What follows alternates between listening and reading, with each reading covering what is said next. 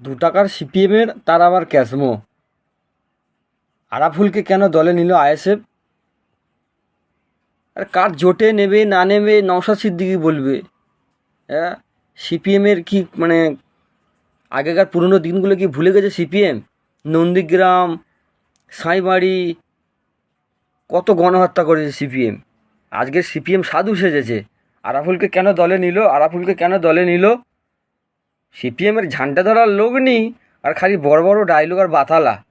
মোহাম্মদ সেলিম বড় বড় কথা বলতেছে। হুম, নন্দীগ্রামে গণহত্যা করেছে, রক্তমাখা ভাত খেতে হয়েছে, খালি বড় বড় লেকচার শুধু মোহাম্মদ সেলিমের বসে বসে ওখানটায়। সেটা মিডিয়ার সামনে এসে বললো হয়ে গেল। সাধু সন্ন্যাসী, সিপিএম ধোয়া তুলসী পাতা, কিচ্ছু জানে না জানো সিপিএম।